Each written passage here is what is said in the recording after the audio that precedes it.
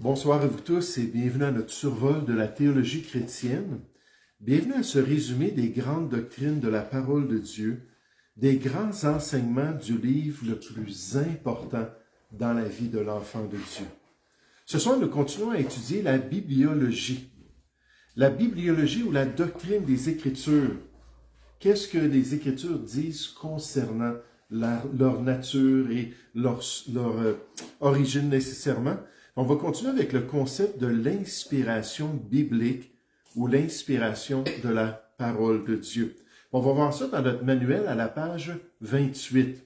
Donc, si vous voulez tourner à la page 28 de votre manuel, mais juste avant de lire notre texte ce soir, j'aimerais que vous puissiez me dire dans vos propres mots, qu'est-ce que ça veut dire lorsqu'on dit l'inspiration des Écritures? Est-ce que quelqu'un qui a une idée? Quand on parle de l'inspiration biblique, qu'est-ce qu'on veut dire exactement? Oui, Chani. C'est Dieu qui a donné les paroles à écrire. Oui, c'est ça, c'est Dieu qui a donné la parole, qui a donné les mots au rédacteur biblique. Quelque chose d'autre? C'est l'Esprit Saint. Oui, c'est l'Esprit Saint qui était l'instrument de l'inspiration biblique. De l'inspiration quand on l'a pris comme nom de la direction. Puis, en fait, on va voir que non.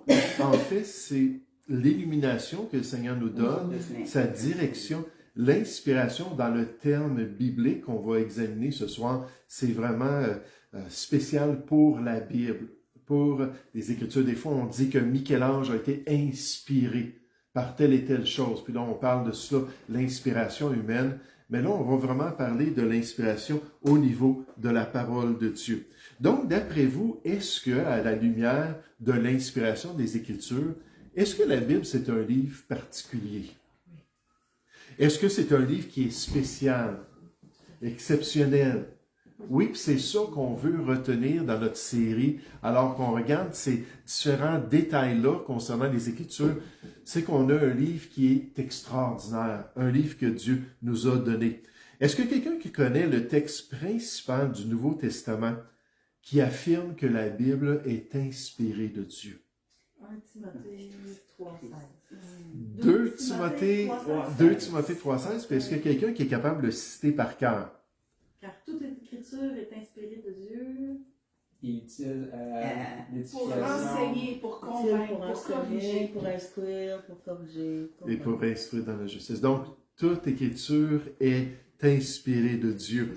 Le mot inspiré ici, c'est le mot théopneustos, juste comme introduction ce soir, qui veut dire souffler de Dieu, ou littéralement insuffler de Dieu. Insufflé par le Seigneur dans le cœur de ces ouvriers-là qu'il a utilisés pour mettre par écrit la parole de Dieu. Le docteur Spiros Zodhiates explique que ce mot théopneustos décrit l'idée de respirer ou de souffler.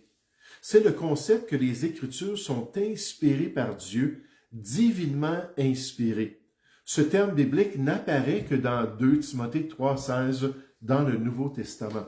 Donc, quand on parle de l'inspiration biblique, il faut réaliser qu'il y a seulement un passage dans toute la Bible qui nous parle de l'inspiration, du moins directement, qui mentionne directement, puis c'est le seul passage dans le Nouveau Testament où on retrouve cette expression particulière.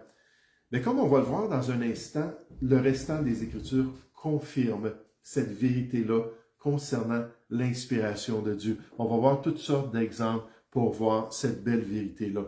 Et quel livre merveilleux le Seigneur nous a donné. Le docteur John MacArthur nous rappelle la signification de 2 Timothée 3,16 lorsqu'il dit « Toute écriture est inspirée de Dieu. Les écritures de l'Ancien et du Nouveau Testament sont toutes inspirées de Dieu. » Littéralement, on pourrait dire « insufflées par Dieu ».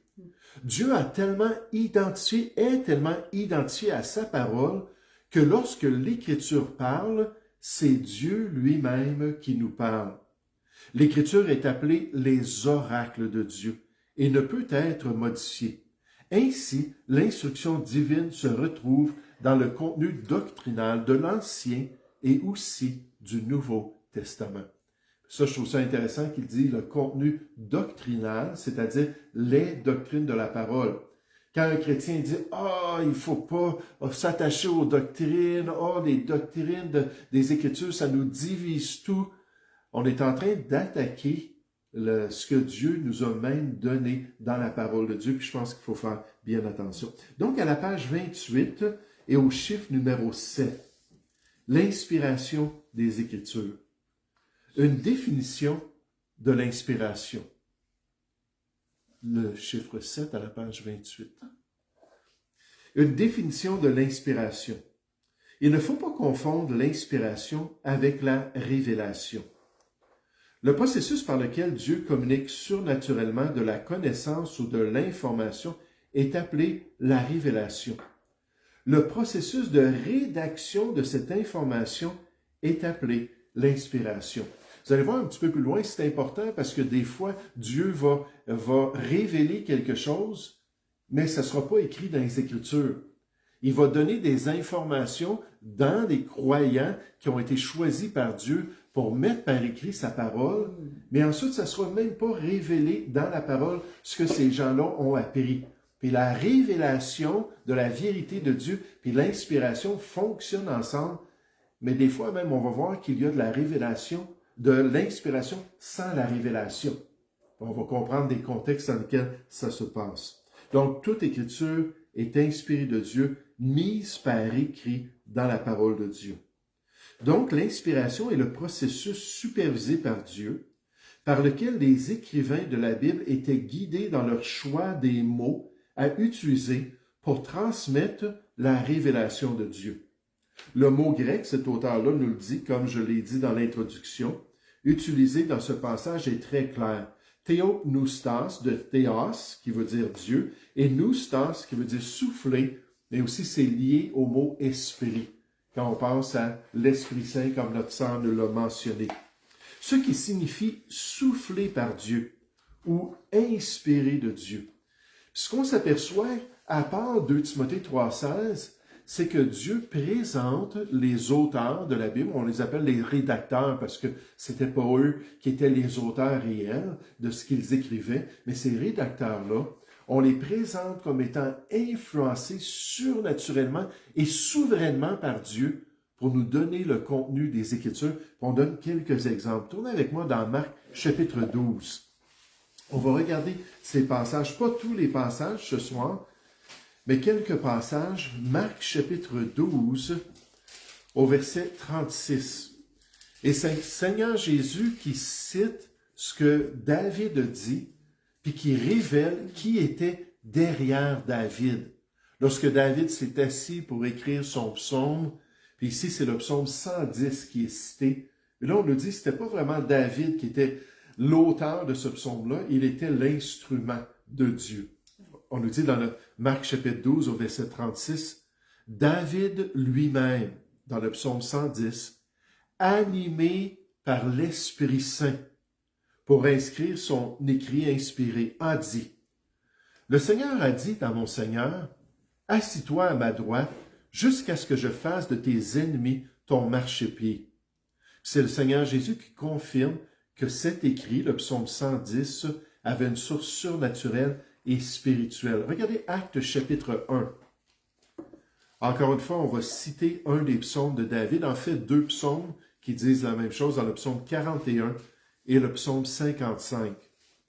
Actes chapitre 1 au verset 16. Acte 1, 16, on nous dit « Homme frère, Pierre s'adresse aux chrétiens dans l'attente de l'Esprit de Dieu, de la Pentecôte. Il dit « Homme frère, il fallait que s'accomplit ce que le Saint-Esprit, dans l'Écriture, psaume 41, psaume 55, a annoncé d'avance par la bouche de David au sujet de Judas, qui a été le guide de ceux qui ont saisi Jésus. » Donc, le message de David était inspiré de Dieu. Il a été poussé par le Saint-Esprit de Dieu. 2 Samuel, chapitre 23, au verset 2. Là, on voit que David était conscient de cela, qu'il était conscient des agissements du Seigneur pour l'amener à propager le message de Dieu, mais aussi à mettre par écrit ce qu'il apprenait du Seigneur.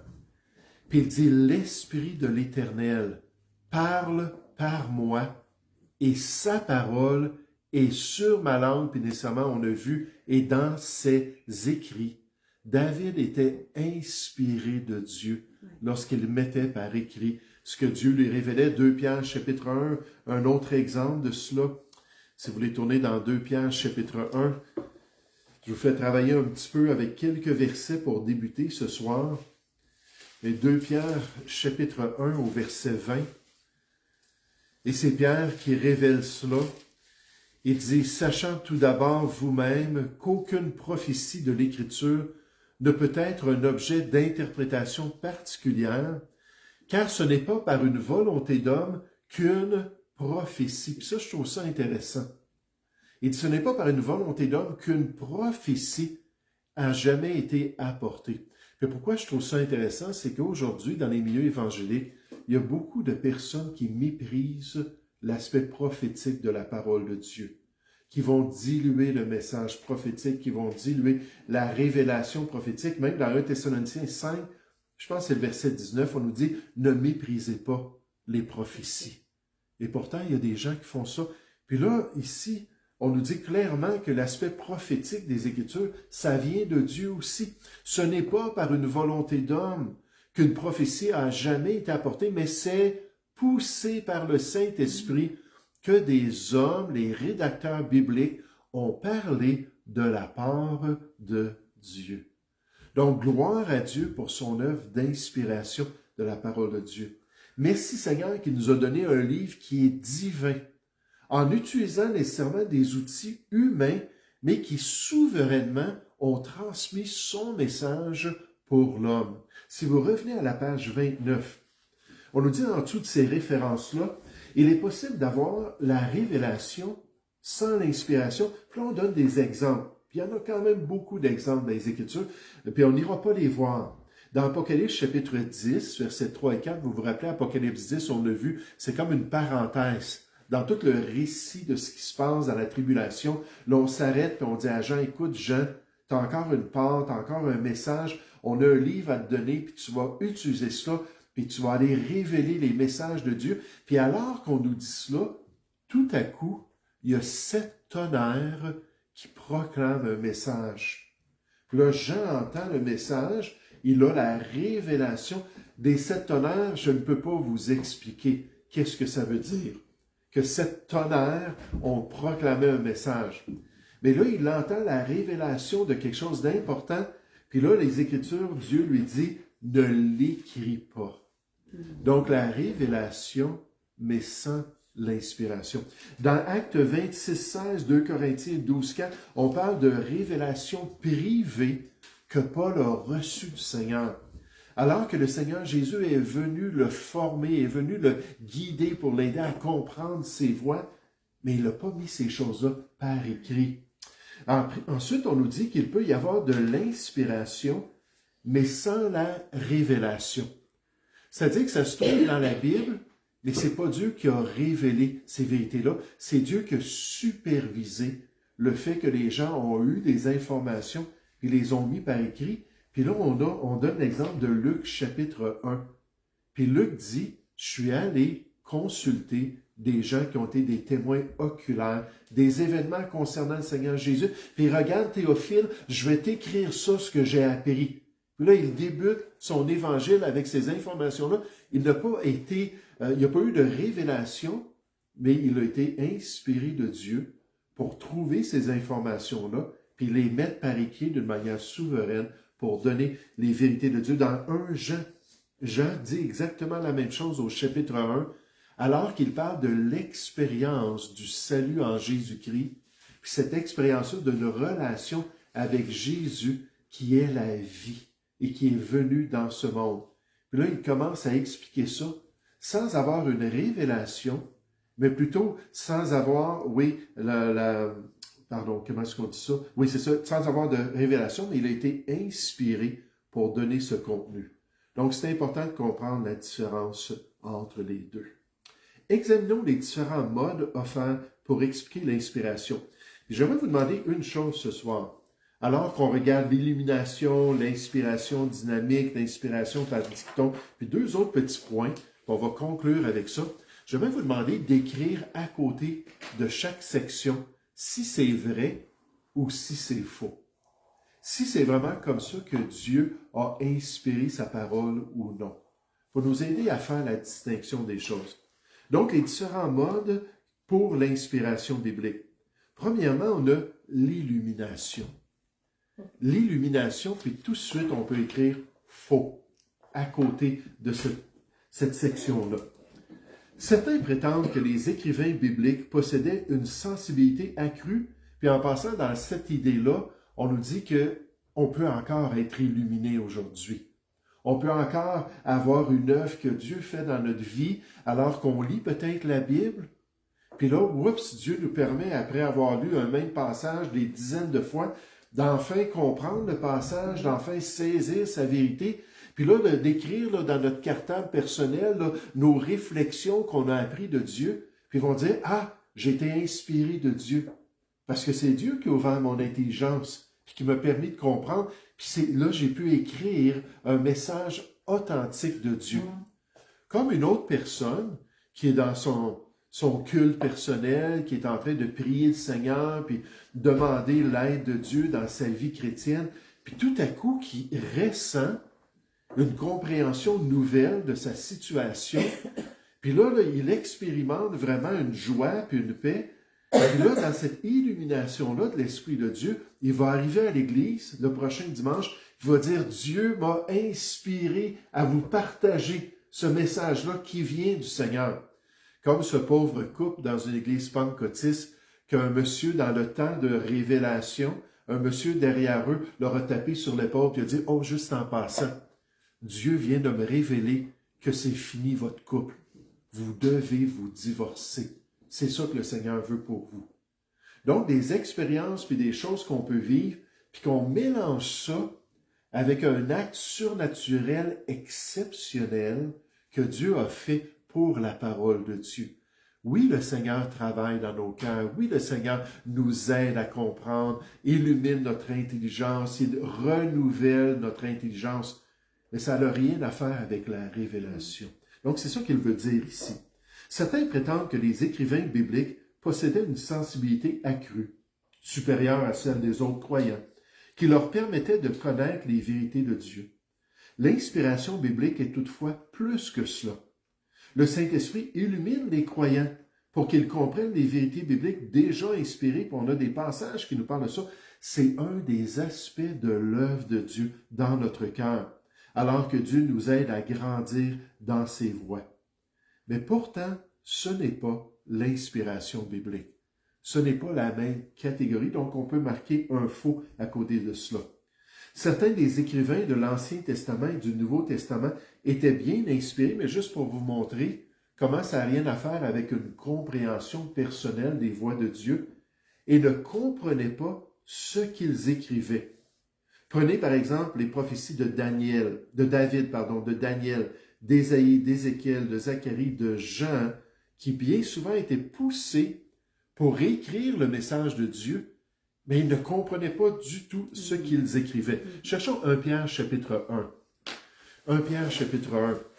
Et Pierre va mentionner cela concernant les rédacteurs de l'Ancien Testament, alors qu'ils recevaient toutes ces visions, toutes ces informations venant du Seigneur. Puis moi, je pense à Daniel dans son livre. Combien de fois Daniel a été tellement étonné, il a été tellement chambardé par ce qu'il apprenait, il était tellement dans la confusion. Qu'est-ce que ça veut dire, Seigneur? Combien de temps ça va prendre? Qu'est-ce qui va arriver? Et il recevait les informations, mais sans pouvoir les comprendre. Puis là, Pierre nous explique pourquoi. Il dit au verset 10 dans Pierre 1, « Les prophètes qui ont prophétisé touchant la grâce qui vous était réservée, ça c'est dans la Nouvelle Alliance. Ça c'est avec le salut en Jésus-Christ. On fait de ce salut qu'ils étaient en train de mettre par écrit l'objet de leurs recherches et de leurs investigations, voulant sonder l'époque et les circonstances marquées par l'Esprit de Christ qui était en eux. » Donc, l'Esprit de Christ révélait ces vérités-là, il cherchait à comprendre, et qui attestait d'avance les souffrances de Christ et la gloire dont elle serait suivie. Souffrance de Christ puis la gloire de son royaume, ce sont les deux pignons des prophéties de l'Ancien Testament, les deux sommets de la révélation de l'Ancien Testament. Verset 12. Il leur fut révélé que ce n'était pas pour eux-mêmes qu'ils recevaient ces informations-là. Même Daniel, à la fin de son livre, dans Daniel chapitre 12, Dieu lui dit au verset 4, « Toi, Daniel, tiens secrètes ces paroles. Va pas les partager avec des Juifs, va pas les propager autour de toi, là, avec le peuple d'Israël. Tiens secrètes ces paroles et scelle le livre jusqu'au temps de la fin. Plusieurs alors le liront et la connaissance augmentera. » Donc, Daniel a appris que finalement, tout ce qu'il a mis dans ce beau livre-là, c'était pour une autre période de temps qui allait se produire à la fin des temps.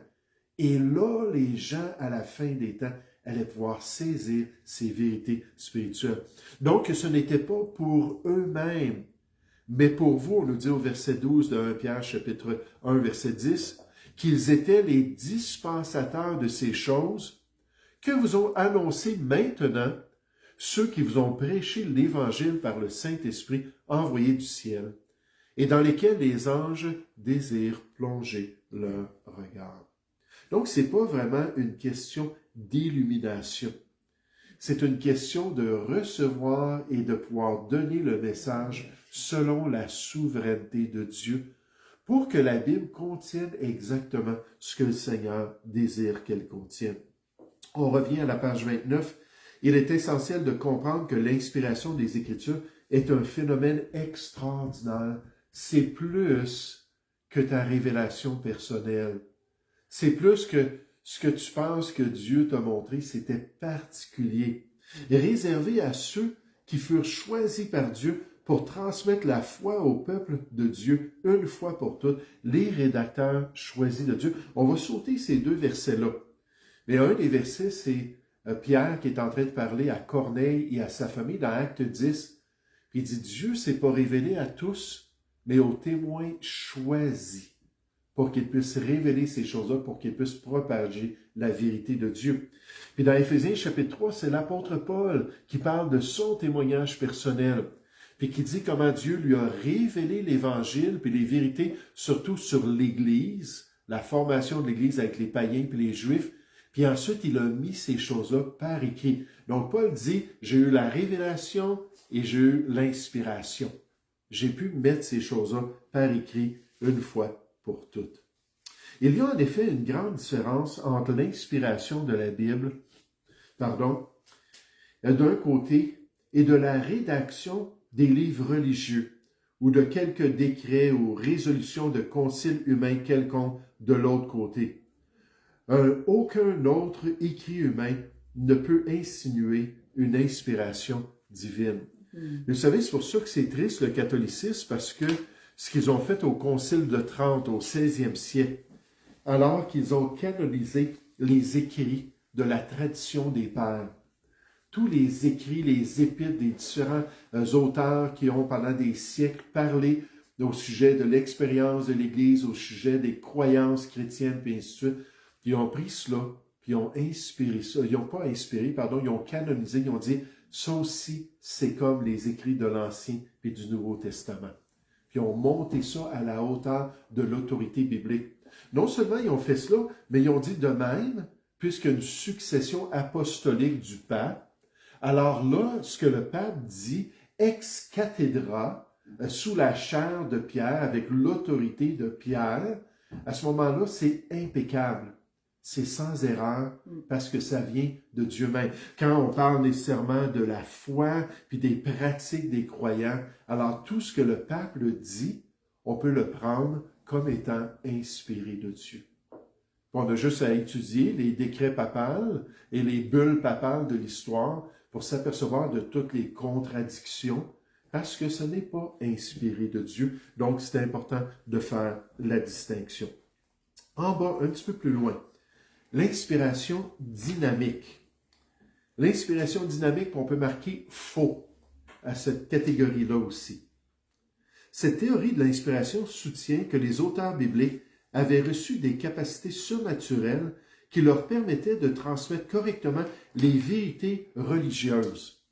S'ils parlaient de la foi, s'ils parlaient des croyances des chrétiens, ce qu'ils ont dit dans la parole de Dieu, ou même les croyances des Juifs dans l'Ancien Testament, alors ça, c'est vrai.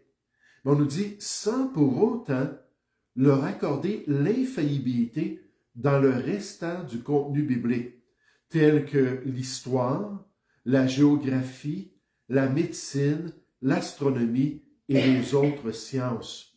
Donc oui, la foi, mais si la Bible parle de quelque chose d'autre, les récits des guerres dans le livre de Genèse ou n'importe quel contexte historique, culturel, mais dans ces choses-là, on ne peut pas dire que la Bible est vraie et que les informations qu'on nous donne sont dignes de confiance. Puis ça, c'est facile de dire cela parce que souvent, c'est motivé par des gens qui se disent chrétiens et qui vivent dans le compromis. Des gens qui refusent de croire les 11 premiers chapitres du livre de la Genèse, qui décrit la création du monde, qui décrit le développement de la race humaine, puis tous les événements comme le déluge de Noé, comme ensuite les divisions des nations avec les langues, puis ainsi de suite. Puis là, on dit non, ces choses-là, écoute, c'est pas juste la foi ici, c'est pas juste ce qu'on doit croire dans notre relation avec Dieu, dans les détails scientifiques, dans les détails historiques, dans tous ces détails-là. Mais là, la Bible, c'est juste un livre humain. On ne peut pas y croire. Vraiment? Est-ce que c'est ça qui ressort lorsqu'on étudie la parole de Dieu? Comment le croyant pourrait-il croire aux vérités spirituelles de la Bible s'il ne peut pas croire à son contenu historique et scientifique? Et comment pourrait-il distinguer entre les deux? Si Dieu se trompe lorsqu'il nous parle de l'histoire, si Dieu se trompe lorsqu'il nous parle de tel dirigeant païen, si Dieu se trompe concernant des événements qui se sont produits dans le passé, alors un Dieu qui n'est pas assez grand pour nous dire la vérité dans ces domaines-là, est-ce qu'on pourrait vraiment lui faire confiance dans les questions de la foi et de l'éternité? Et ça aussi, c'est populaire, l'inspiration dynamique. C'est totalement faux. Par exemple, prenons l'exode juif de l'Égypte. Beaucoup de chrétiens disent que ça ne s'est jamais produit. Il n'y a pas eu de Juifs qui ont été esclaves en Égypte. Jamais dans l'histoire. C'est totalement faux. Mais est-ce que c'est un fait historique ou une vérité religieuse? Est-ce que c'est un mythe ou une fabulation que la Bible nous présente pour embellir le récit de la foi? Et encore une fois, c'est faux. Il serait improbable que le Dieu de vérité se soit limité au contenu religieux dans son inspiration des Écritures. Tous les faits bibliques étaient considérés comme la vérité par le Seigneur Jésus et les apôtres. On n'ira pas voir ces textes-là, mais encore une fois, on pense au Seigneur Jésus, puis lui, il a cité toutes sortes de faits historiques. Il est même remonté jusqu'au commencement de toutes choses, pour nous dire comment les choses se sont vraiment produites. Puis à chaque fois que Jésus cite ces passages qui sont difficiles pour certains, parlant de Noé, parlant de Sodome et Gomorrhe, parlant du déluge de Noé, quand il parle de ces choses-là, il présente ça comme étant des faits. Parce que Dieu ne ment pas. Puis Dieu nous a révélé ces choses-là. Donc l'inspiration dynamique, on peut mettre ça de côté. Ensuite, notre prochaine partie, notre prochaine section, c'est l'inspiration par dicton. L'inspiration par dicton, puis ça aussi, on peut marquer faux. C'est faux. Cette théorie suggère que la personnalité des auteurs bibliques fut assimilée par le processus d'inspiration. C'est-à-dire que les auteurs, les rédacteurs, n'étaient ni plus ni moins que des outils impersonnels soumis à la puissance du Saint-Esprit. Ils devenaient des automates. Ils étaient saisis en transe, puis ils écrivaient, puis Dieu utilisait leurs bras, puis eux, ils n'étaient pas là du tout. Leur personnalité ou quoi que ce soit n'était pas impliqué. C'est totalement faux. Il est impossible d'ignorer le style particulier de chaque auteur, que ce soit Moïse, David, Pierre, Jacques, Jean et Paul, et même dans leur style, lorsqu'ils écrivent, lorsqu'on connaît les langues originales, puis on regarde le style de certains auteurs. C'est pour ça que moi, je rejette que l'Épître aux Hébreux ait été écrit par l'apôtre Paul. c'est tellement différent. Je connais pas les langues originales, là, mais tout ce que j'ai lu concernant le contenu original en grec ou peu importe là, les différentes versions, mais c'est tellement différent de ce que l'apôtre Paul a écrit dans ses 13 autres épîtres. Et moi, je pense vraiment que c'est probablement Apollos d'Alexandrie qui a écrit cette épître-là, mais il y a différentes théories. Donc, d'ignorer ces styles-là, ça ne rend pas justice à la parole de Dieu. La personnalité et le style de chaque auteur fut divinement canalisé pour produire le texte infaillible des saintes lettres. Par exemple, Jacques. Je pense que Jacques avait une personnalité directe. Hein, il ne passait pas par quatre chemins pour dire ce qu'il avait besoin de dire. Puis là, Dieu a utilisé ça pour nous donner un livre pratique dans le Nouveau Testament comme à peu près aucun autre. Où il dit, voici ce qui en est dans les voies de Dieu. Voici comment vous devez vous conduire. Puis moi, l'épître de Jacques, c'est comme le livre des Proverbes dans l'Ancien Testament. Alors, ça va directement au point. Mais Dieu a canalisé leur personnalité. On pourrait parler de David, on pourrait parler de Paul, puis ainsi de suite, mais je vous laisse lire vous-même ces textes. Le docteur MacArthur nous rappelle que parfois, Dieu a indiqué aux auteurs de la Bible les mots exacts à dire, mais le plus souvent, il a utilisé leur esprit, leur vocabulaire et leurs expériences pour produire sa propre parole parfaite, exacte et infaillible, mais en utilisant les personnalités. C'est pas étonnant qu'on voit Jean, l'apôtre Jean, couché sur le sein de Jésus, dans une intimité avec lui. Puis après ça, on va lire son évangile, puis ses épîtres. Le livre de l'Apocalypse, peut-être moins, mais ses épîtres, puis on voit la tendresse d'un berger qui veut prendre soin des brebis, puis qui s'adresse aux gens, puis qui les appelle mes petits-enfants, puis qui les exhorte. Puis moi, je pense que c'était vraiment sa personnalité qui allait très bien avec le message d'amour que Dieu voulait partager par ses écrits. Donc, effectivement, il y a cette réalité. Toujours dans notre texte, le prochain paragraphe, il faut noter deux autres vérités au sujet de l'inspiration. L'inspiration biblique implique le choix des mots exacts que Dieu désirait dans sa parole, puis on peut marquer « vrai » juste à côté. Les mots exacts que Dieu désirait dans sa parole, et non seulement le choix des idées, des pensées ou des concepts véhiculés par le message divin. J'aime tellement pas les Bibles qui sont des paraphrases. Les Bibles où les auteurs, ou on pourrait dire les traducteurs, ont pris le texte original comme Jérôme, en 405, quand il a produit la Vulgate de Jérôme. Lui, Jérôme était bon parce qu'il connaissait l'hébreu, il connaissait le grec, puis il vivait seul dans une caverne, puis il pouvait se concentrer sur tous les textes qu'il avait. Mais quand il a écrit, il a dit, moi, je vais dire ce que je pense que ça veut dire. Pas ce que ça dit, puis je vais le passer d'une syntaxe à une autre langue, dans une autre syntaxe, puis je vais amener le vocabulaire nécessaire pour bien le représenter, ce qui est la règle des sociétés de traduction biblique, qui vont essayer le plus possible de prendre le texte dans l'original, puis de l'adapter finalement le plus clairement possible, le plus précisément possible, pour qu'on ait le message, puis qu'on puisse le comprendre. Puis des Darby, le docteur Darby, que lui, il est allé tellement loin que quand on lit sa Bible en français, aïe, aïe, aïe, c'est tellement dur à suivre parce qu'il a voulu être le plus exact possible. Mais là, il a poussé ça au-delà de la syntaxe normale de la langue française, lorsque l'ordre même des mots, des fois, ne fait pas de sens, là. Mais ce que je veux dire par cela, c'est que quand les gens, comme la Bible en français courant, c'est une paraphrase. La Louis II 21, en partie, c'est une paraphrase. Ils se sont donné des libertés pour que ça soit plus facile à comprendre, mais même au-delà de plus facile à comprendre, on va dire ce qu'on pense que ça veut dire, plutôt que de juste essayer de respecter le texte original. Mais Dieu a inspiré les mots mêmes, au-delà des idées, des pensées, des concepts qui sont véhiculés par le message divin. Si l'inspiration se limitait aux idées, comment le croyant pourrait-il être certain que l'écrivain ait bien compris lorsqu'il a reçu la révélation? ou même bien exprimer l'idée ou le concept voulu par Dieu. Ça ouvrirait la porte à toutes sortes d'interprétations. Puis d'ailleurs, c'est ce qu'on voit dans la théologie libérale. On a dit oui, mais peut-être ça ne veut pas dire ça. Il ne faut pas le prendre littéralement, puis on se donne des permissions. Non, ce sont les mots mêmes qui furent inspirés. Cette perspective de l'inspiration est appelée l'inspiration verbale et plénière des Écritures.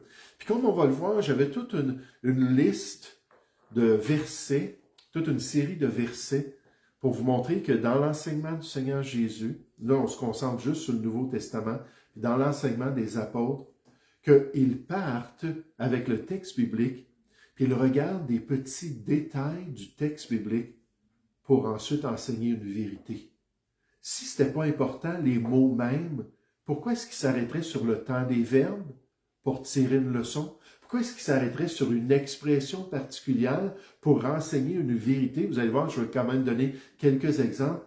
Non, ils se sont basés sur le fait que Dieu, puis là c'est le Seigneur Jésus, puis les apôtres qui étaient guidés par le Seigneur, que Dieu, dans l'Ancien Testament, avait donné exactement les mots précis pour pouvoir partager la vérité de Dieu.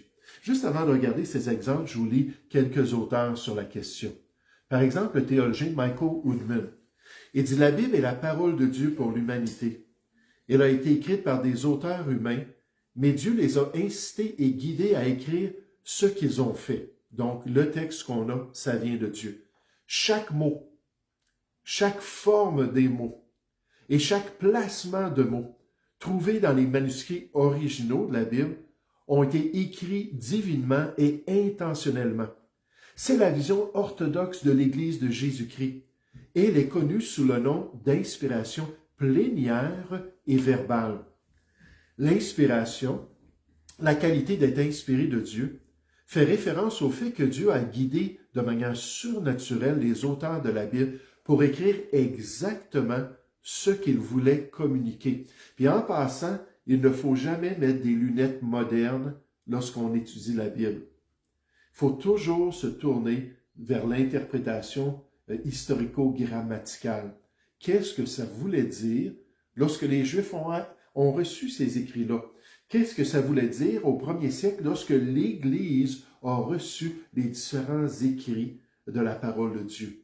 Il faut faire des études de mots. Il faut regarder les contextes culturels, les manières dans les temps bibliques. Il faut faire une analyse de ces choses-là, parce que si on ne fait pas attention, puis qu'on met les lunettes modernes, on va totalement se tromper. La Bible nous parle, juste par exemple, du vin et des boissons fortes.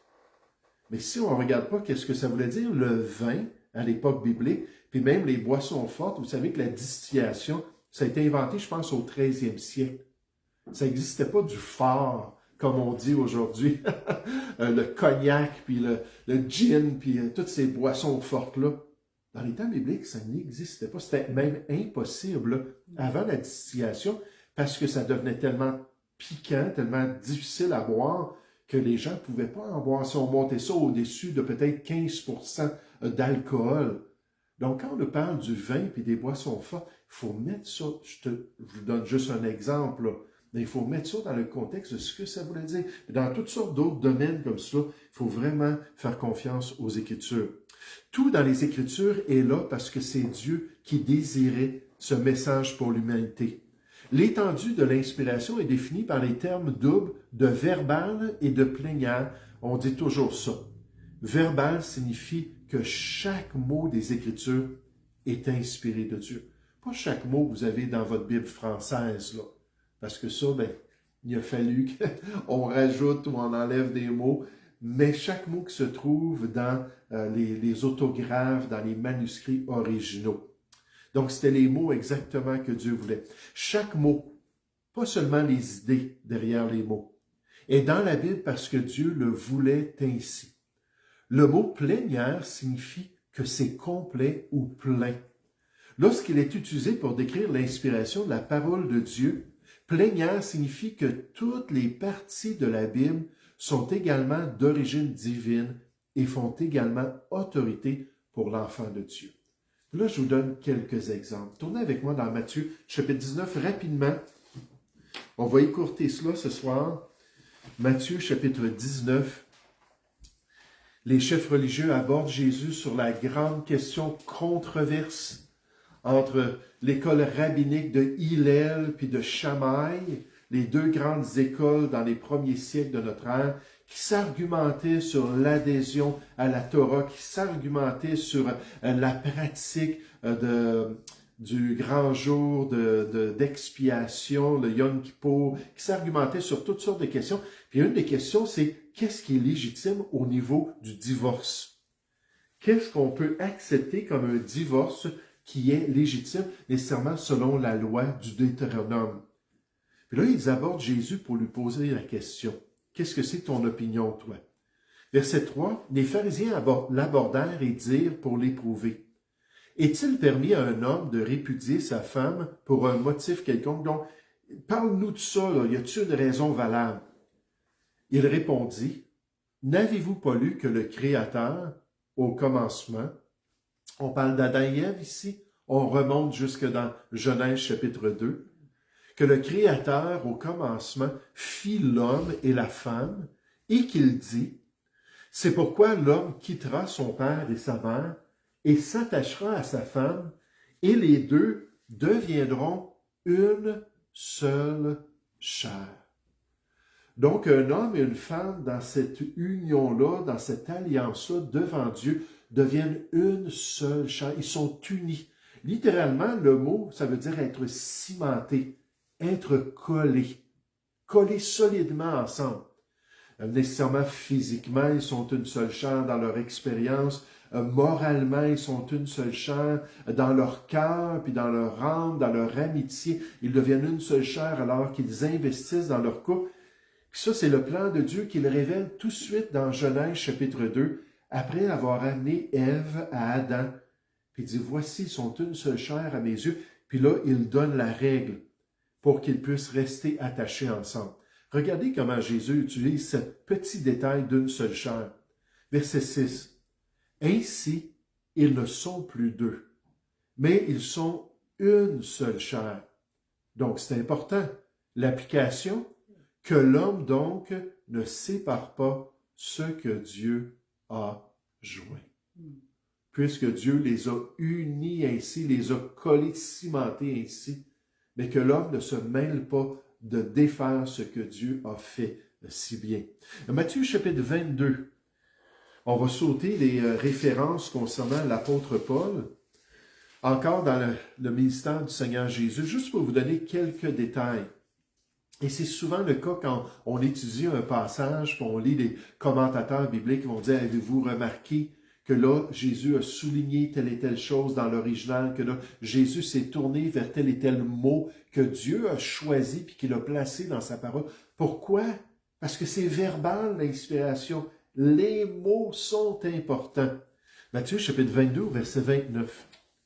Jésus leur répondit, « Vous êtes dans l'erreur, parce que vous ne comprenez ni les Écritures, ni les détails de la parole de Dieu, ni la puissance de Dieu. » Puis là, c'est les gens qui sont venus le voir concernant la résurrection. Vous vous rappelez, ils ont fait le grand scénario, un homme, une femme qui se marie avec un homme, là, il décède, puis ensuite elle a 6 autres maris, ils décèdent tous sans enfants. Puis on dit, mais le jour de la résurrection, là, c'est qui là, qui va être son mari? Là, ils apportent ça au Seigneur Jésus, verset 30.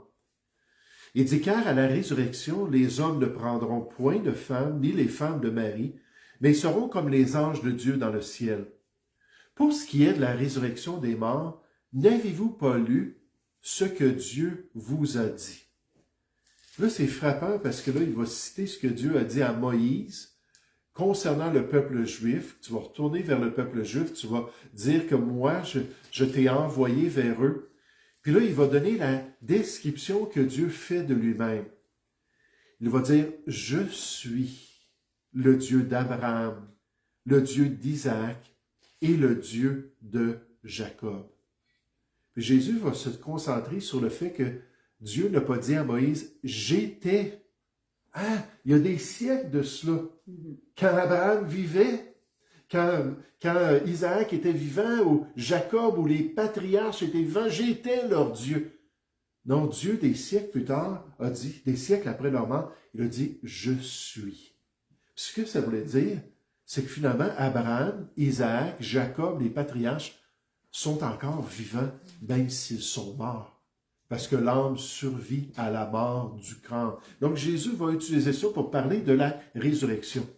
Il va dire « Je suis le Dieu d'Abraham, le Dieu d'Isaac, le Dieu de Jacob ». Dieu n'est pas Dieu des morts, mais des vivants. Puis là, il leur répond ça concernant la question de la résurrection des siècles après leur mort physique. Dieu pouvait dire qu'il était leur Dieu parce que les patriarches étaient dans sa présence. Puis il était auprès d'eux. Verset 33. La foule qui écoutait fut frappée de l'enseignement de Jésus. Ben, avez-vous vu? Dieu s'est présenté comme Yahweh, le tétragramme « Je suis », qui est le présent des présents du verbe « être ». Je suis celui qui suis. Puis là, il dit « Je suis » de la même manière le Dieu d'Abraham, d'Isaac et de Jacob, en montrant que ce choix-là de « Je suis » était intentionnel et Jésus l'a utilisé pour montrer « Voici la vérité concernant la survie de l'âme après la mort du corps, puis un jour la résurrection du corps, et tous ces détails-là, vous ne comprenez pas les Écritures. » Un dernier passage, Matthieu chapitre 22, au verset 41. Donc, c'est le chapitre des questions captieuses qu'on dit, les questions pour tromper Jésus, puis l'attraper dans ses paroles. Là, Jésus a dit, vous avez eu vos 3 questions? Il dit, maintenant, c'est à moi de vous poser une question. Verset 41, comme les pharisiens étaient assemblés, Jésus les interrogea en disant, « Que pensez-vous du Christ, le Messie? De qui est-il fils? » Ils lui répondirent, « De David. » Et Jésus leur dit, en parlant de la nature, faire réfléchir ces chefs religieux-là sur qui était vraiment le Christ, en comparaison avec David, qui, en passant, était aussi un Christ. Le Christ, c'est loin, celui qui était le roi, qui était placé là par Dieu pour une œuvre parmi le peuple juif. Là, il parle le dernier Christ, le grand Messie d'Israël. Jésus leur répondit, « Comment donc David, animé par l'Esprit, l'appelle-t-il Seigneur? » Il parle, David, de son descendant qui allait venir un jour, puis il dit de ce descendant-là, « Il est mon Seigneur », qui était un terme dans le grec, le kurios, c'est-à-dire l'autorité, celui qui est mon Dieu, celui qui va dominer sur toute chose. Comment l'appelle-t-il Seigneur lorsqu'il dit, le Seigneur a dit à mon Seigneur, donc mon Dieu a dit à mon Dieu, assis-toi à ma droite jusqu'à ce que je fasse de tes ennemis ton marchepied. Si donc David l'appelle Seigneur, comment est-il son fils? Ce qui serait une totale impossibilité dans les croyances juives concernant les descendants d'un souverain. Il ne pourrait pas être plus élevé que lui, à moins qu'il ne soit pas un simple homme. Là, il a voulu les faire réfléchir concernant qui était réellement le Christ. Verset 46, « Nul ne put lui répondre un mot, et depuis ce jour, personne n'osa plus lui poser de questions. » Dans l'Épître aux Galates, l'apôtre Paul parle contre l'idée d'être sous la loi, puis il va citer l'Ancien Testament dans des petits détails pour voir, voyez-vous, ça fait aucun sens aux yeux de Dieu. D'être sous la loi, l'Épître aux Hébreux aussi utilise la loi pour enseigner des vérités concernant la nouvelle alliance et pour guider le peuple dans la vérité de Dieu. Les mots sont importants. Revenez à la page 30 pour terminer. Il est important de distinguer entre l'inspiration et l'autorité biblique. On croit que les mots, on croit que les détails sont importants, mais il faut juste comprendre une chose, puis là, c'est vrai ce point-là, c'est qu'il y a des détails qui sont faux dans la Bible. Il y a des détails qui ne sont pas autoritaires pour nous. Quand Jésus a dit son traître, Judas Iscario, quand il lui a dit, « Va, et ce que tu fais, fais-le promptement. » Mais là, Jésus est en train de lui dire, « Écoute, tu as fait un choix, tu t'en vas faire des choses, tu vas me livrer, celui qui me livre sera plus coupable devant Dieu. » Mais il n'est pas en train de l'encourager à faire le mal. Puis quand les gens citent ça des fois, puis ils appliquent ça à eux, Mais il faut faire attention pour comprendre le contexte. Mais ici, c'est important de voir ça, distinguer entre ce qui est inspiré et ce qui est autoritaire dans la Bible. Le croyant sait que la parole inspirée de son maître est l'autorité sur sa conduite et sur sa doctrine, mais ce qui est inspiré n'est pas toujours autoritaire. C'est pas toujours vrai. Par exemple, la tromperie du serpent dans le jardin d'Éden envers Ève est inspirée de Dieu, mais elle n'est pas véridique. C'est clair dans le contexte de Genèse chapitre 3. Surtout quand Dieu va apparaître à Adam et Ève, puis on dit, est-ce que vous avez écouté le serpent? Puis là, ils vont les confronter avec ça. Ou plutôt, est-ce que vous avez pris de l'arbre? Puis là, ils ont dit, c'est à cause du serpent. Mais ce que le serpent a dit, c'est dans la parole de Dieu. Dieu a-t-il réellement dit, vous ne mangerez pas de tous les arbres du jardin? C'est dans la parole de Dieu. Mais ce qu'il a dit pour tenter Ève, la séduire, ça, ce n'est pas la volonté de Dieu. Donc, c'est inspiré, ça se trouve dans la Bible, mais ce n'est pas nécessairement le plan de Dieu. Ça prend du discernement pour être en mesure de distinguer les choses, être en mesure de comprendre les choses. Ainsi, toutes les malhonnêtetés et les mensonges, les actes de rébellion qui sont dans la parole de Dieu, mais qui ne représentent pas la pensée de Dieu. Ils sont inspirés, mais non autoritaires. Dans 2 Corinthiens 11.3, Paul dit, ce que le serpent a fait à Ève, je ne voudrais pas qu'il vous le fasse. Donc, il montre, c'était pas bien, là, ce qu'il a fait en tentant Ève. De même, lorsqu'un passage est cité hors contexte, lorsque les gens vont prendre la parole de Dieu puis faire dire la parole de Dieu, ce qu'elle ne dit pas, c'est un passage qui est inspiré, mais en l'utilisant hors contexte, on falsifie le message de Dieu. Lorsqu'il est utilisé hors contexte, il perd son autorité. Il est bien inspiré, mais sans autorité dans ce contexte-là. Puis nécessairement, dans Matthieu chapitre 4, on a le diable qui va citer un texte du psaume 91 pour dire à Jésus, saute en bas du pignon du temple pour que tout le monde puisse croire en toi. Et en fait, ça devient des faux enseignements. Donc, c'est pour ça que c'est important de toujours prendre la parole quand il s'adresse aux chrétiens et quand c'est un contexte qui a rapport à nous. L'inspiration de Dieu. Ce soir, on ouvre ce sujet-là. On va continuer, Dieu voulant, dans 2 semaines, parce que dimanche prochain, nécessairement, c'est le repas du Seigneur. Puis mon objectif, vous le savez, je vous l'ai déjà dit, ce sont des notes bien imparfaites. Puis moi, je suis un enseignant bien imparfait. Mais l'objectif de mon cœur, c'est qu'on puisse voir que la Bible, c'est un livre qui est merveilleux.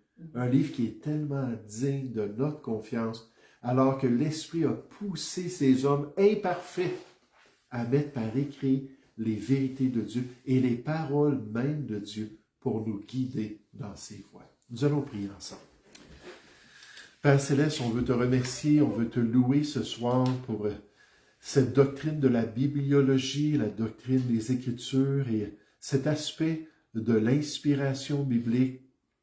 Et Père Céleste, merci que pendant 1600 ans, tu as travaillé à travers 40 auteurs différents pour pouvoir mettre par écrit un livre extraordinaire, avec ses 66 sections nécessairement, mais un livre à connaître de plus en plus, un livre à mettre en pratique, un livre à suivre, comme on a vu ce matin, pour se préparer pour la venue de notre Sauveur. Lui qui a dit dans Jean 8 au verset 31, il a dit, « Si vous demeurez dans ma parole, vous serez réellement mes disciples. » Et certainement qu'en marchant selon les Écritures, en croyant que la vérité se trouve en elle, puis en vivant selon les instructions de la Bible, certainement qu'on va avoir l'approbation de notre Sauveur. Et Seigneur, on te prie que tu puisses nous aider à persévérer, à continuer. Nous te prions au nom du Seigneur Jésus. Amen. Amen.